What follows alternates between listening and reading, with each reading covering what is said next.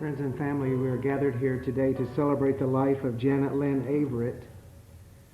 We come to mark her passing, but mostly to celebrate who she was in life and will remain to be in our memory. To reflect on the memories that are treasure that we have to carry with us through the rest of our lives.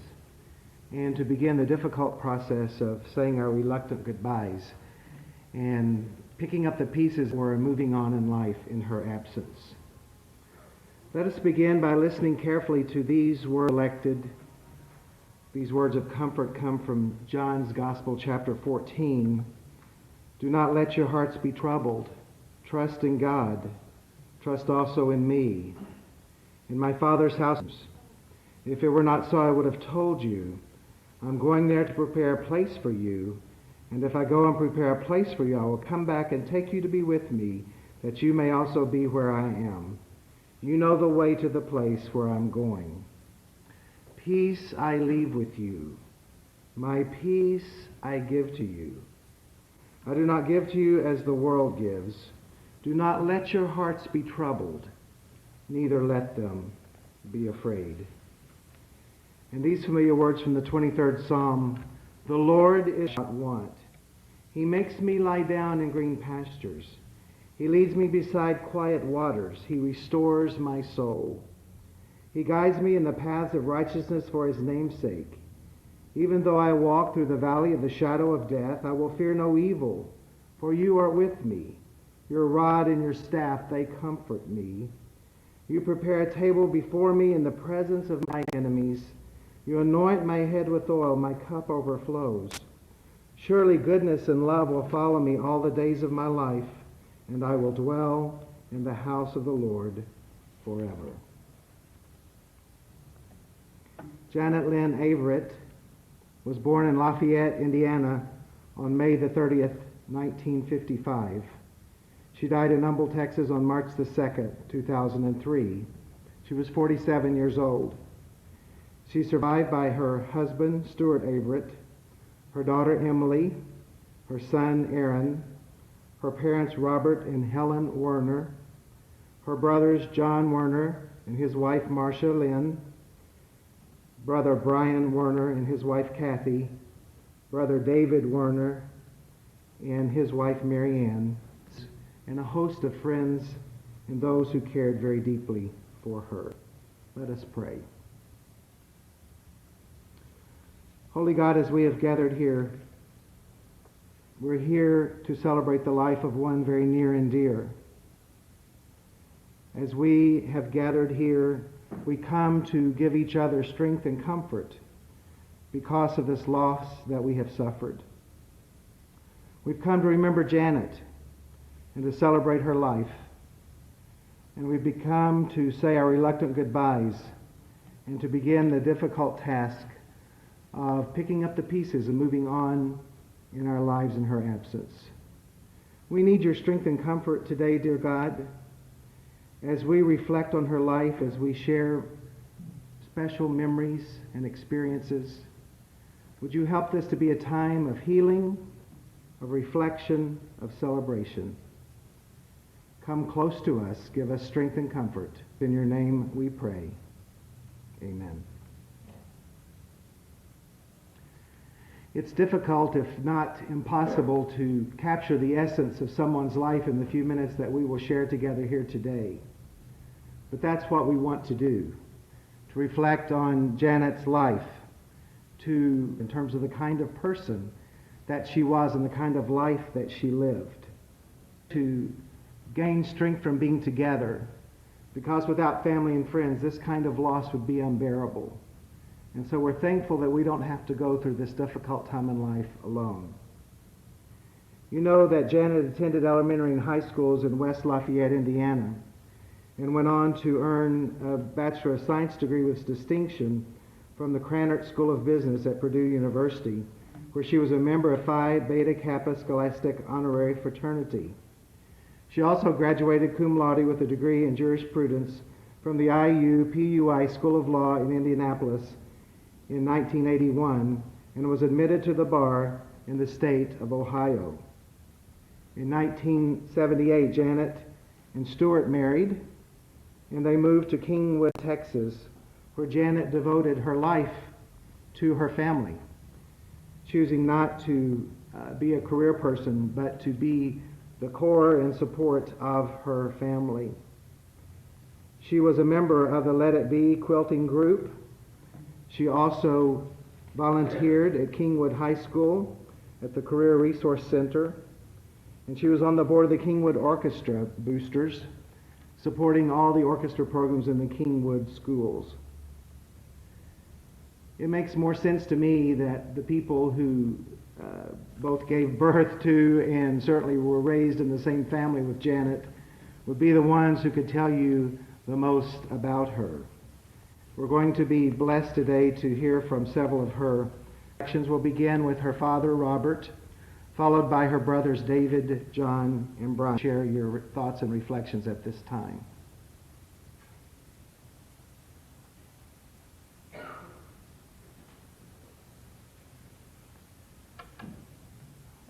Circumstances do not permit Janet's mother to be with us today, but if she were here, I'm sure she would say, as I want to say, that we could not have had a more loving and caring daughter than Janet.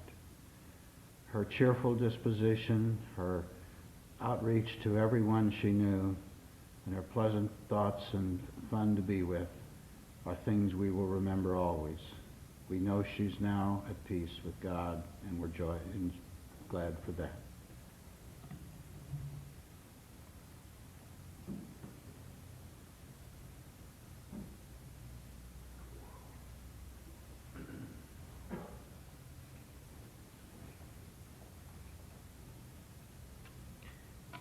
In the last week or so while my dad's been down here, I've been spending it with my mother, who, as my dad said, couldn't be there, and she wrote a letter to Janet, and I took it down verbatim. And as you may know, my mother isn't really it's a short letter. Dear Janet Lynn, I'm using the quilt. We have the picture that we took up on the wall. It is the one from our 50th wedding anniversary. One of the blouses that you made.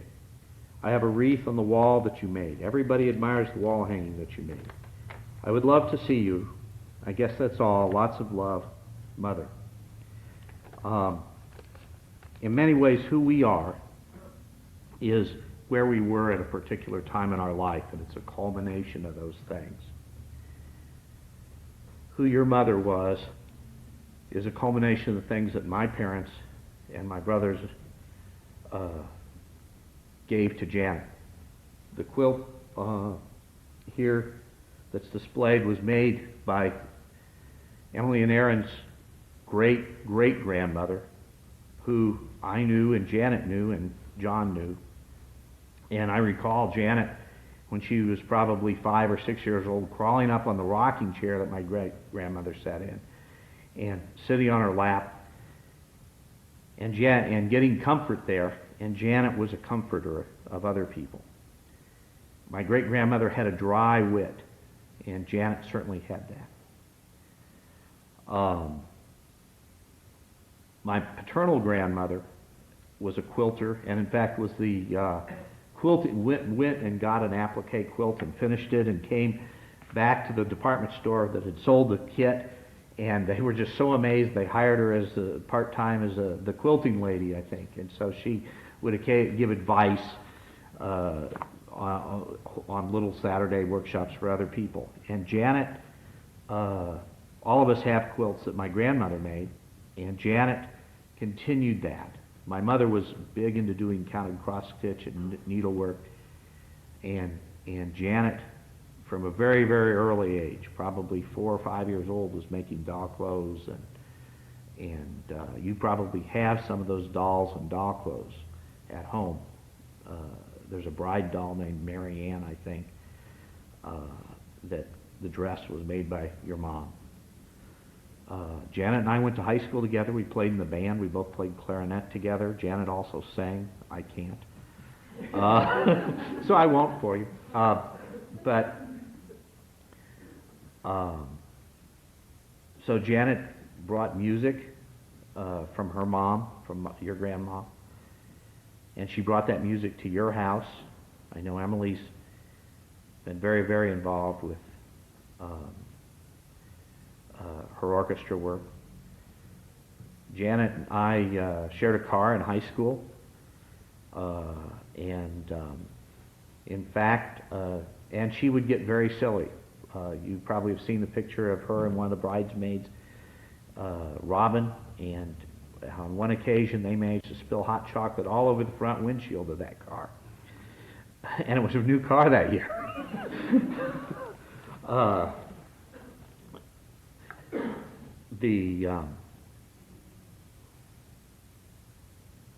The place that Janet grew up in was a neighborhood where there were a lot of kids.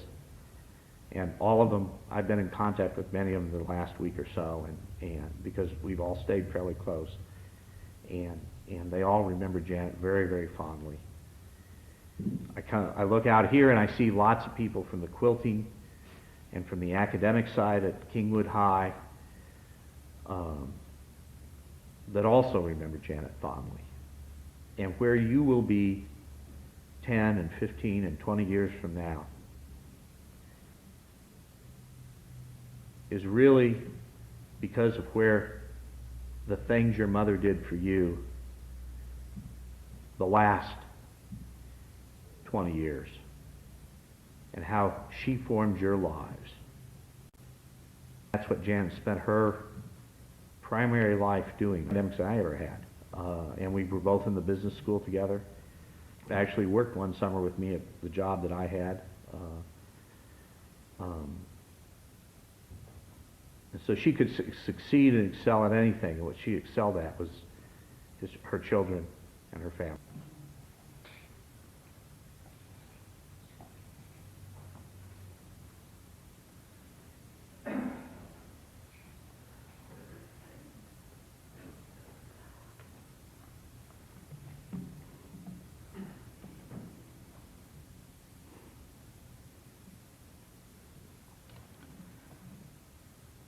Janet was pretty lucky growing up. In fact, we all were.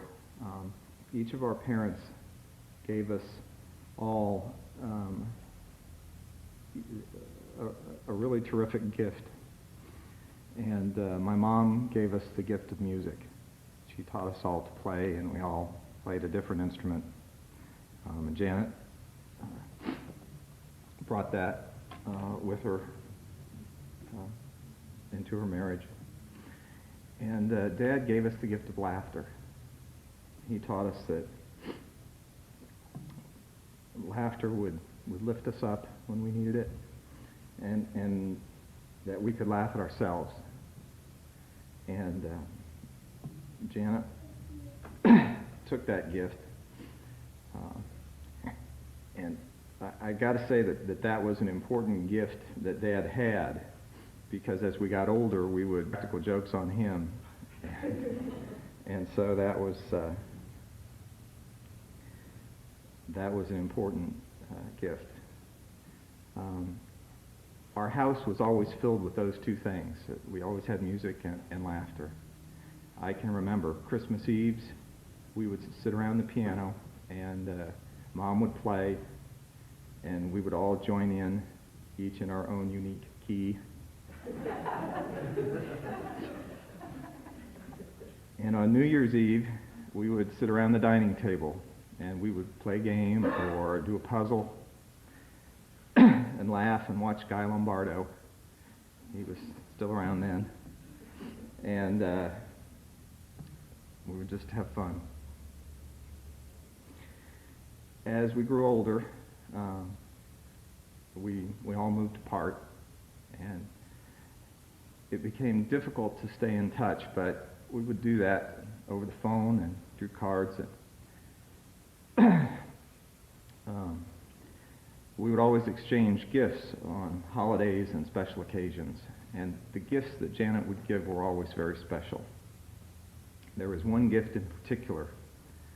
It is a hand-crocheted angel that looks down on us from the top of our Christmas tree every year. And that gift will always have special meaning.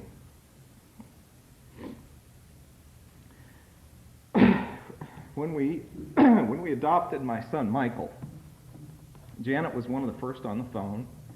She wanted to know everything about it, and she wanted to share our joy. And after the adoption, we had a portrait taken so we could send a portrait to every member of the family. And everyone got theirs, except after a few months it became apparent that Janet's was not going to arrive, so we sent another. And it was almost a year later that Janet called and said, "You know, we finally got that picture." And on the back, rubber stamped of the envelope, it said, "Found in equipment taken out of service." And Janet and I had a great laugh over that because we wondered what exactly was the standard complement of stamps that the post office outfitted each post office with. We came up with some pretty good ones. Some involved badgers and weasels. But we had a good laugh. When our daughter Amy was born, I don't know, some of you may not have heard that Janet made quilts.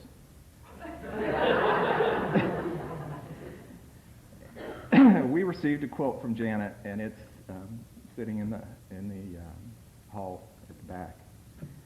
I was able to convince my daughter to give it up for the weekend so I could bring it. And it wasn't very long after that we heard for the first time that Janet was sick. And that was about 5 years ago. But Janet never really showed or let on that she was sick. And she did everything in pretty much the same way that she always had. She loved her family. She gave to the community. She gave to everybody.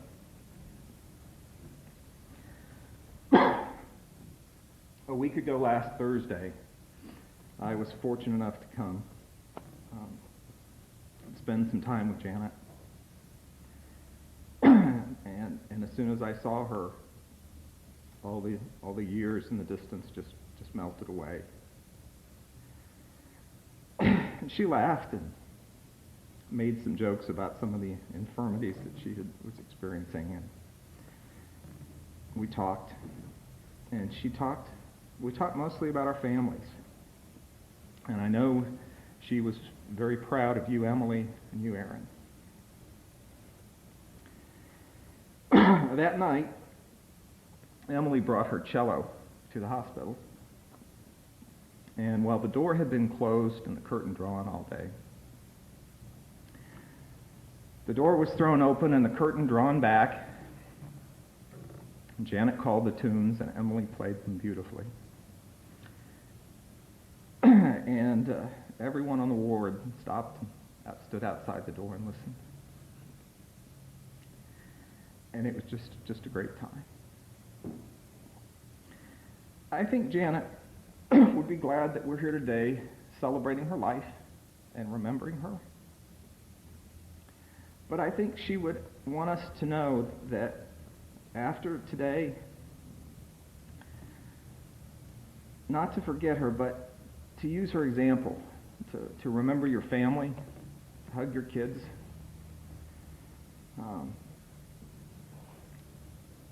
and love them. Fill your lives with the laughter and the music that she knew and the beauty that she created. I think that's how we can best remember her.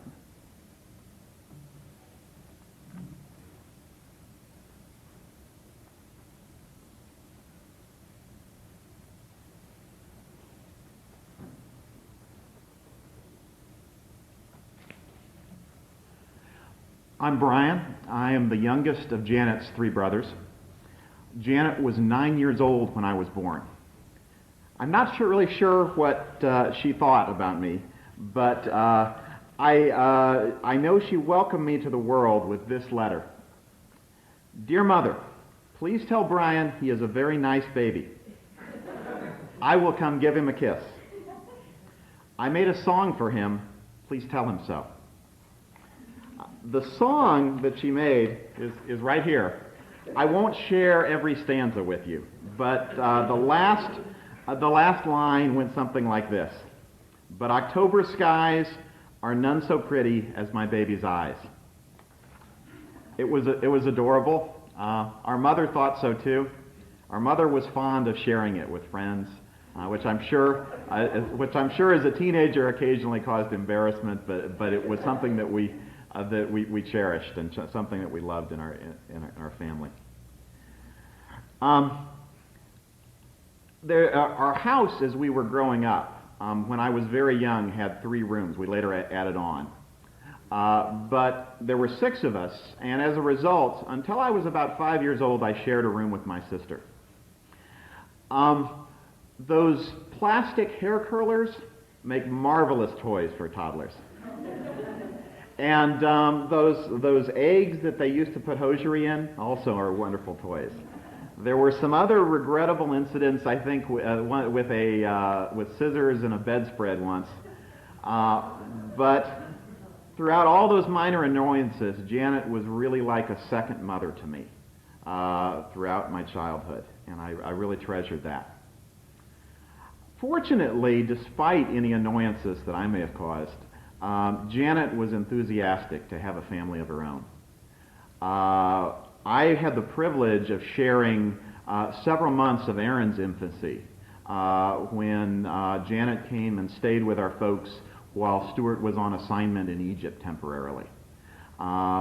Janet loved to make songs, and she made songs for her children too.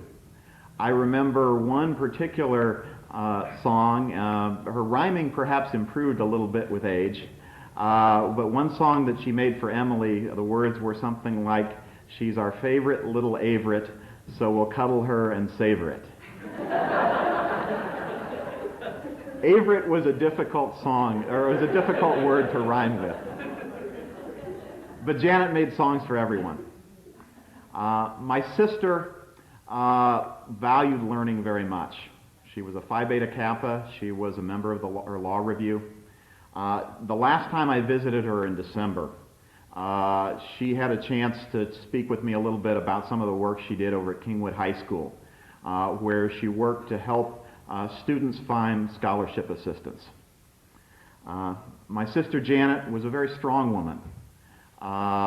She had two children, and I'm told that she had them without any medical any medicine or anything like that. And as my wife tells me, that is no inconsiderable feat. During her struggle with cancer, she faced it with the same courage and strength and dignity. My sister Janet had a sense of humor that was both gentle and disarming at the same time. When faced with an unwelcome solicitor at the door, she could say with a straight face, "You know, I'm a Druid, and we're not even supposed to come to the door at all during our tree festival."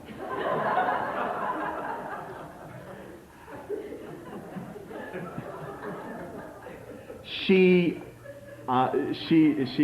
didn't like pretension, and I don't believe I will ever meet another person in the world who could say in a sweeter voice, "Oh, Brian, get over yourself."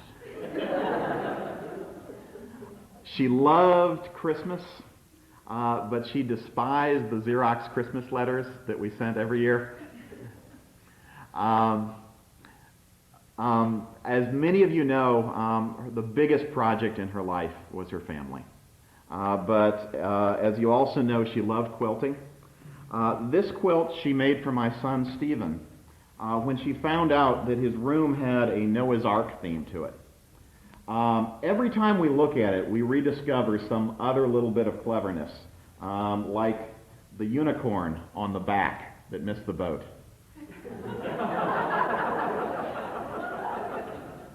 This second quilt has a simpler pattern to it, but I think she put certainly as much love and as much effort into it.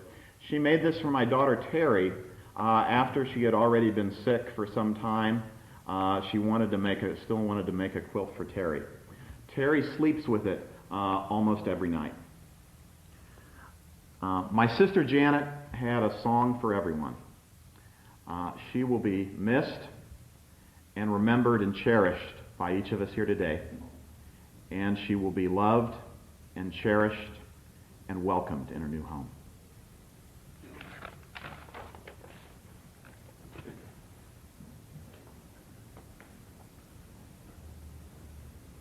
Are there other family members who would like to share a reflection or memory at this time?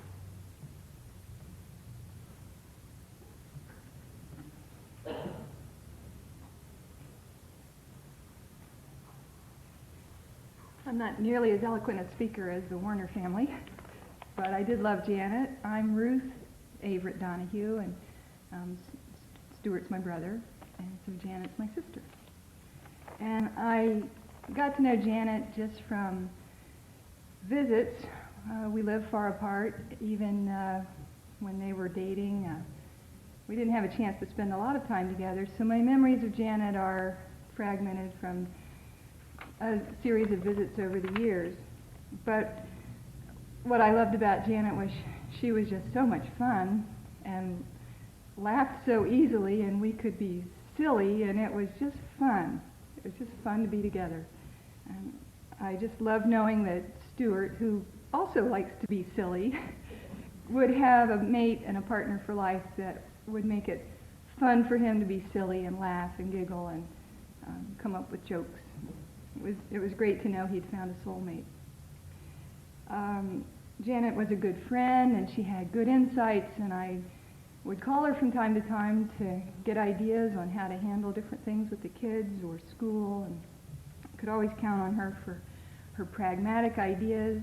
And I think of Janet as being one of the most pragmatic people I knew, and an example of that would be, I think the only wedding gift that I have that I use constantly, and that I actually remember who gave it to me, was the gift that Janet gave us, and it was a knife sharpener.